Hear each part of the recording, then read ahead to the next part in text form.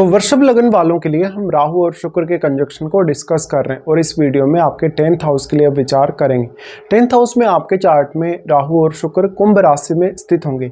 ये आपके चार्ट के हिसाब से अगर देखा जाए तो सबसे बेस्ट प्लेसमेंट है राहु और शुक्र की।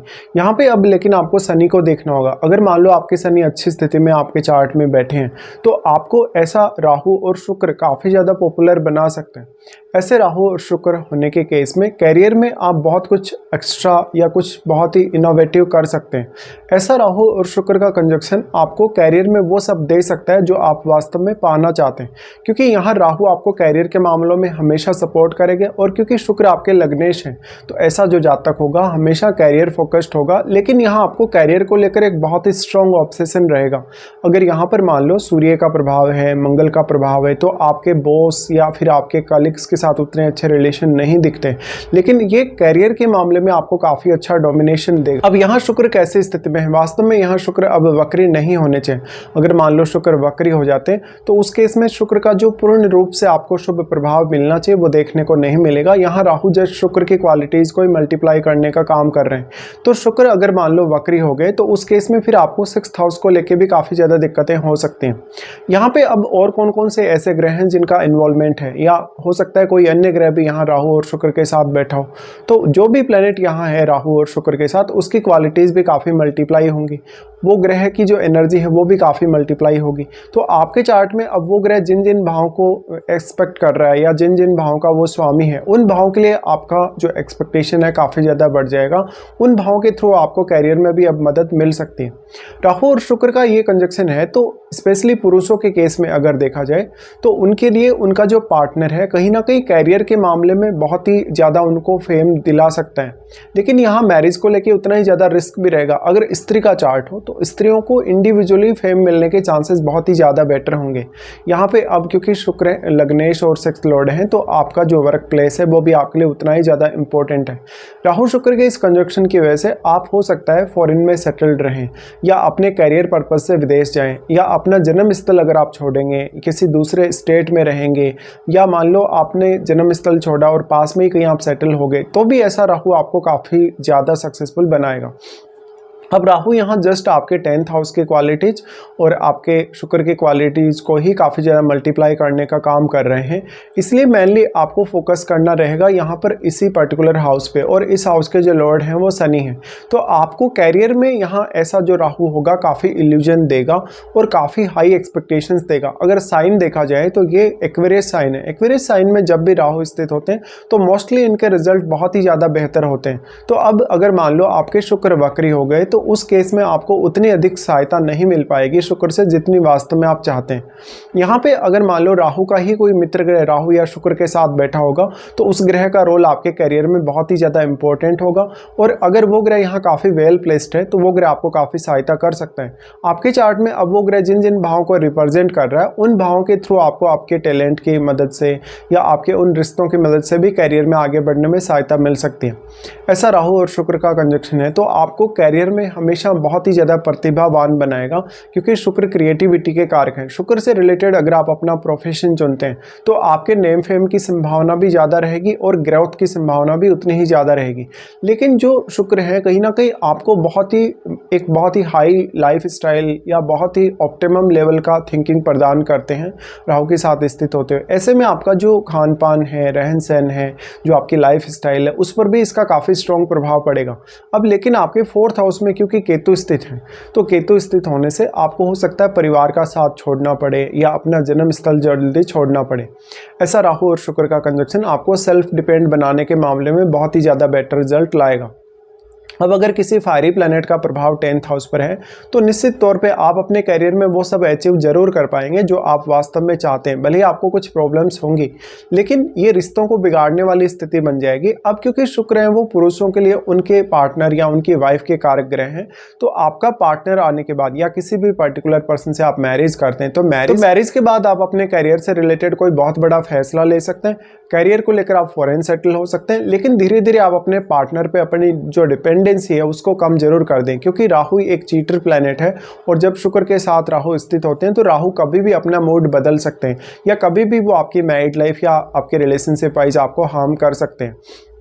यहाँ पे अब पुरुषों के केस में कहीं ना कहीं उनका एक सिमिलर प्रोफेशन जिनका आप पार्टनर चुनते हैं तो उसके चांसेस काफ़ी ज़्यादा बढ़ जाएंगे। तो जिस भी फील्ड में आप होंगे या जहाँ भी आप काम कर रहे हैं, जिस भी वर्क प्लेस पे आप हैं, हो सकता है आपका पार्टनर भी वहीं आपको मिले, या जिस प्रोफेशन में आप हैं, जिस फील्ड में आप काम कर रहे हैं, उस फील्ड से रिलेटेड या पर्टिकुलरली उसी फील्ड में आपका जीवन साथी भी हो सकता है।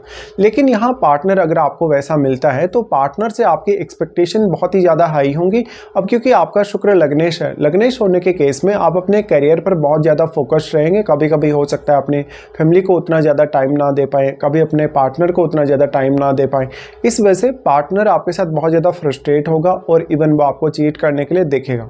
अगर मान लो सूर्य का प्रभाव है आपके 10th हाउस पे, अगर मान लो मंगल का प्रभाव है, तो उस केस में आपके पार्टनर के साथ विवाद होने या लड़ाई झगड़े होने के चांसेस बहुत ज़्यादा बेटर होंगे।